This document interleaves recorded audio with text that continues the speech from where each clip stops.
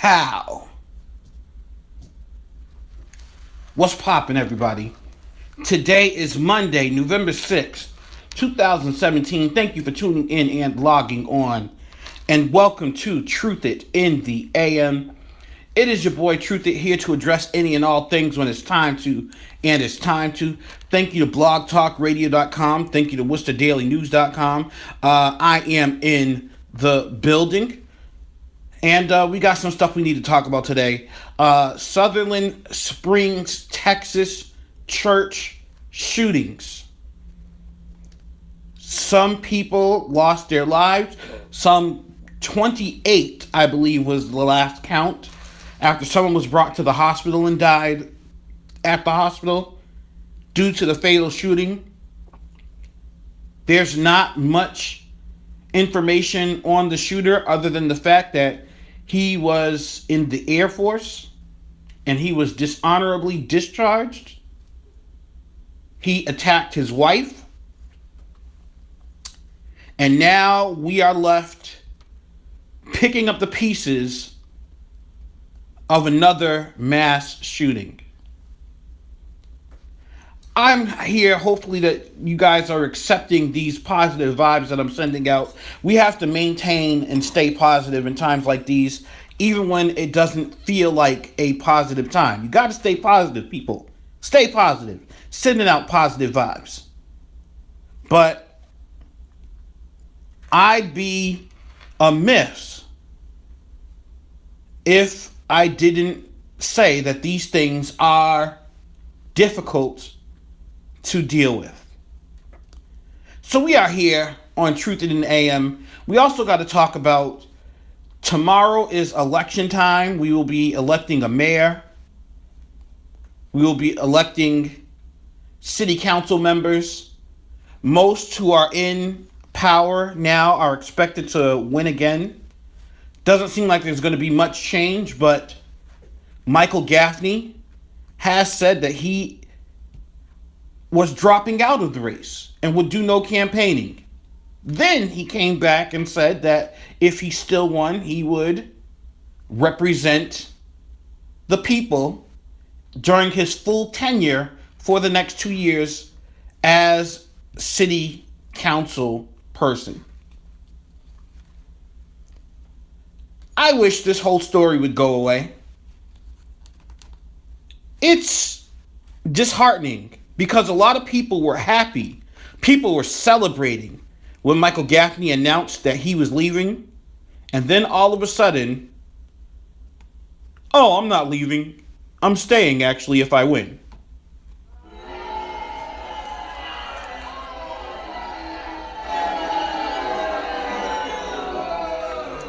So let's get right into it. Texas shooting suspect. Sutherland Springs, Texas. Officials in Texas have confirmed the identity of the man suspected of killing 26 people at a South Texas church. Again, this was a church where this happened. This wasn't a concert. This wasn't a nightclub. This was a church where this happened. Very sad. As a person who goes to church every Sunday, this is disheartening to me, and it does make me a little bit nervous. I ain't gonna front. Little more on the nervous side about going to church, because there's no rhyme or reason why this happened. Just like there's no rhyme or reason why the mass shooting in Las Vegas, Nevada happened. We just have to go on with the facts, and unfortunately, the facts are we know very little, next to nothing, as to why these things happened. If you want to stay updated on what's going on, I suggest you go to worcesterdailynews.com. They are staying up with what's going on. You want to find out what's going on there. They do have their hand at the pulse of the news. It's different than going to like CNN.com. CNN.com, I think, is the website is oversaturated with videos. So when you just want to read, you get all these pop-ups and these videos and things that are slowing down the website. You'd be better off going to Worcester Daily News. Shout outs to Worcester Daily News. Shout out to T. Williams of Worcester Daily News as well. So there were 8 members of a family that were killed by this gunman. And the latest update is that the gunman was shot by another resident of Sutherland Springs, Texas.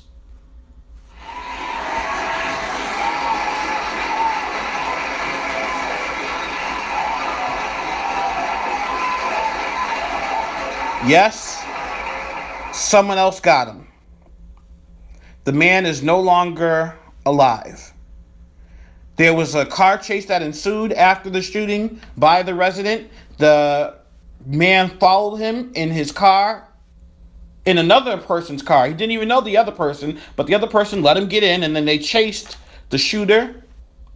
The shooter parked, ran off the road, and when they approached him, they realized that he was dead.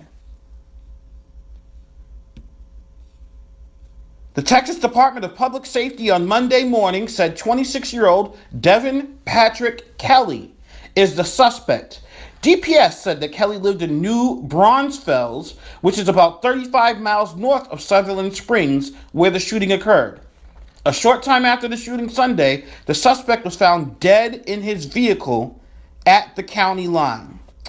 On Sunday, 2 officials who spoke with the Associated Press on the condition of anonymity had identified the gunman as Kelly. DPS says more information will be released Monday. Well, one of the more information that has been released is that the gunman was not taken down by police. He was shot by a resident of Sutherland Springs, but he died of a self-inflicted gunshot wound. And there are still no evidence or no notes that have been revealed or no motive that has been revealed yet.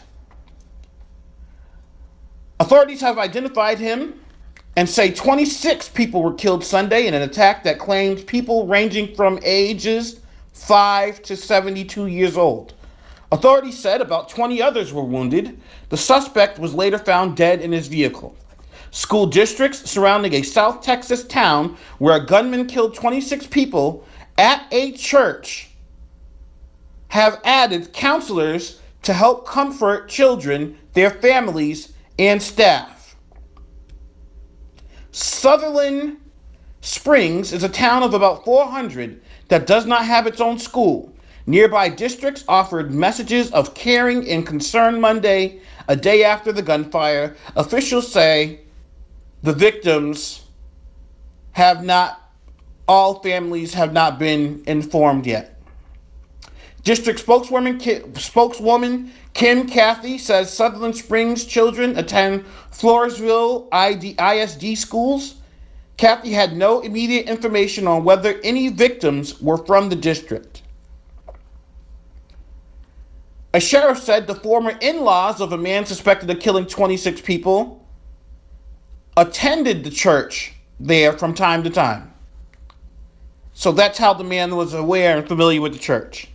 2 officials spoke to the Texas Governor Abbott is suggesting there may have been a connection between the gunman who shot and killed 26 people and a South Texas community and the Baptist church where the slayings happened. So, another mass shooting with no reason of why it happened or why continuous shootings are happening. When things like this happen and there's no real understanding of why, it creates the fear of it happening again. This isn't about are white men the biggest terrorists or what the media decides to label them. This is about actual lives at high numbers being taken for no clear reason. My fears are growing. After the recent attack in New York where a Muslim extremist got into a rental truck and killed 8 people and injuring many others. I get nervous whenever I see a rental vehicle driving around large groups of people. Now, I have to be concerned anytime a stranger comes into the church for the first time. I don't understand this world at all. One of the things I don't understand is if the Sutherland Spring shooter, Devin Kelly, was discharged from the Army for being violent, how was he able to get his hand on such dangerous weapons or any firearm for that matter? Well, the answer came in another news update this morning, and that update is that he has gotten his hands on the guns illegally. Say what you want about gun control, and I have.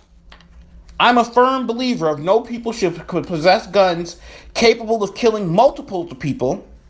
But if that hero didn't have a firearm on him, there may have been many more killings. Applaud that hero.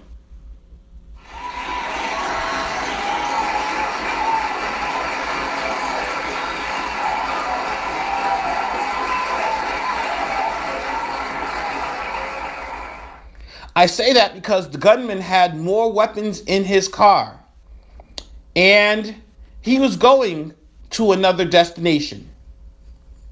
Not sure where he was going, not sure where another target of his was, but he was going someplace else.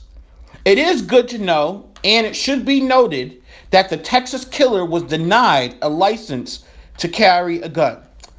Governor Greg Abbott says he was not supposed to have access to a gun, but did not give a reason why. Hopefully the reason why is because he was discharged from the Air Force after assaulting his wife. Trump says the attack was the result of a mental health problem, and I agree it was the result of a mental health problem. Same as the Sandy Hook Elementary School shooting was a result of a mental health problem. The issue is why are people with mental health issues getting a hold of guns? Something has to be done, and I'm not sure that a stricter gun law would have prevented this shooting or the Sandy Hook shooting, because neither of the two were supposed to have guns. As a matter of fact, the Las Vegas shooting, the man who had the automatic rifles was not supposed to have a gun capable of shooting in the fashion that it did. He had to rig his gun. They didn't just sell the guns out of the store, out of the box that way. This is not a gun law situation, the president says, and I'm not sure if I disagree with him. But something has to be done. Some act has to happen. Somebody has to do something. We have to be more vigilant to prevent shootings like this. And even though there were 26 people who were killed, it did take a citizen with a gun to stop this man from continuing a path of destruction and possibly killing even more. Because he killed a couple people outside of the church before going into the church and shooting. So this man may have prevented the shooting from getting deadlier. There are gun policies that both parties, Democrat and Republican, support. And I'm all for supporting those gun laws as well. Unfortunately, we have another mess and another tragedy to deal with in this country today.